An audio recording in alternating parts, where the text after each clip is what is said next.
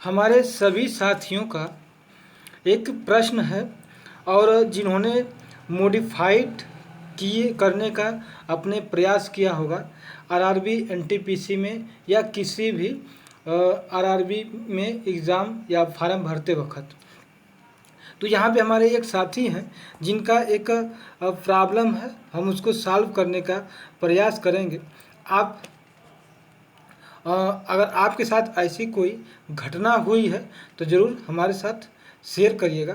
बाकी इस यहाँ पे प्रॉब्लम देखते हैं, ऐसी कौन सी प्रॉब्लम इन्हें आई है।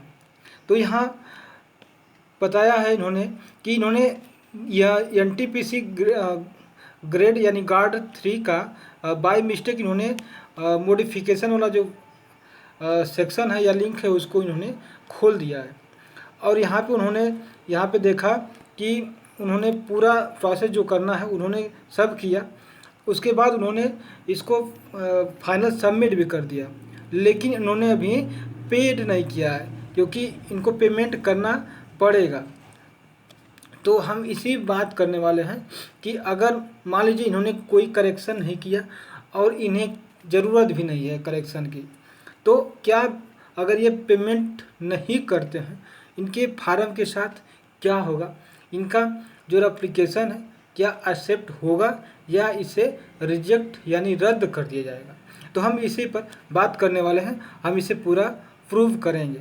ठीक है, इसके लिए मेरे पास कई साधन हैं, जैसे कि हम यहाँ पे जो नोटिफिकेशन है उसके माध्यम से इसे पूरे अच्छी तरह से जानेंगे। और यहाँ पर भी देख सकते हैं सेम क्वेश्चन यहाँ पे आप यहाँ पे देखेंगे। आइए हम सीधे चलते हैं बिना टाइम गवाए अपने मुद्दे पर और इसे हम सॉल्व करने का प्रॉब्लम को यहाँ पे उपाय निकालते हैं और देखते हैं कि एग्ज़ाम में जो फार्म गलती हुई है, मॉडिफिकेशन किया गया लेकिन पेड नहीं किया गया, तो उसके साथ क्या हो सकता है। और तो आइए हम देखें यहाँ पे यह है नोटिफिकेशन, आप इसे जा करके डाउनलोड भी कर सकते हैं आरआरबी एनटीपीसी वेबसाइट से जा करके, या सरकारी रिजल्ट पर जाएंगे तो वहाँ पर भी आपको सीधा सीधा लिखा हुआ मिल जाता है। तो यह है centralise employment notice CEN number 6/2024 और यह पेज आप यहाँ पे देखेंगे 77 इसमें पेज हैं और 29वें पेज नंबर पर यह लिखा हुआ है। आप अंडर ग्रेजुएट वाला हो या ग्रेजुएट एनटीपीसी हो, दोनों में आपको देखने को मिलेगा। तो यहाँ पे आप देखेंगे 15.2 वाले जो सेक्शन है यहाँ पे मॉडिफिकेशन ऑफ एप्लीकेशन के बारे में कुछ जानकारी यहाँ पे हमें दी गई है। तो हमें जो जानना है हम ठीक उसी बात करने वाले हैं, हम बाकी इधर उधर की बात नहीं करेंगे।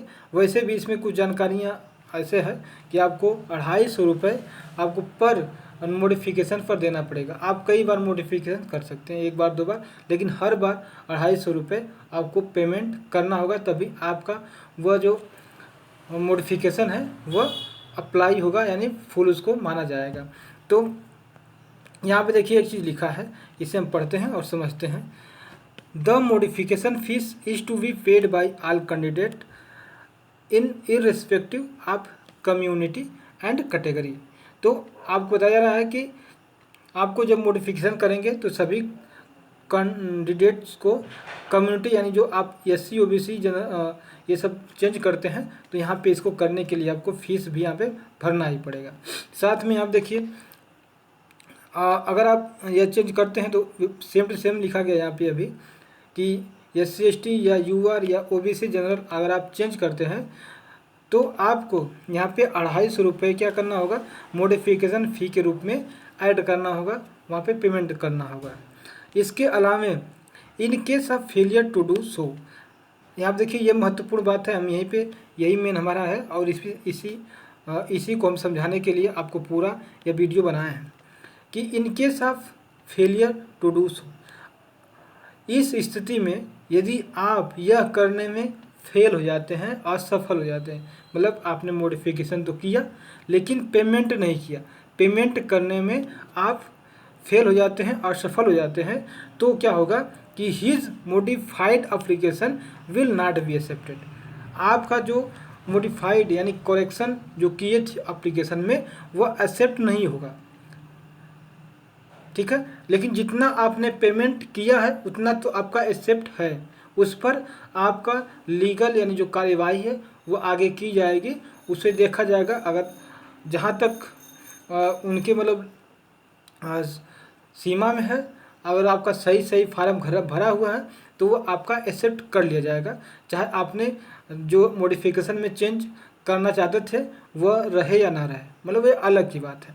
तो हमारा सबसे मेन महत्वपूर्ण बात है कि अगर आप पेमेंट नहीं करते हैं अपने एग्ज़ाम जो मॉडिफिकेशन फीस है तो आपका फार्म रिजेक्ट नहीं होगा, आपका फार्म रिजेक्ट नहीं होगा। जैसा पहले था वही फार्म आपका बना रहेगा और वही आगे चलता रहेगा, और जैसे चलना चाहिए उसी तरह चलता रहेगा, और वह फार्म लास्ट तक आपको एग्ज़ाम देने के लिए भी उसमें मिलेगा। तो आप बिल्कुल डरने की ज़रूरत नहीं है।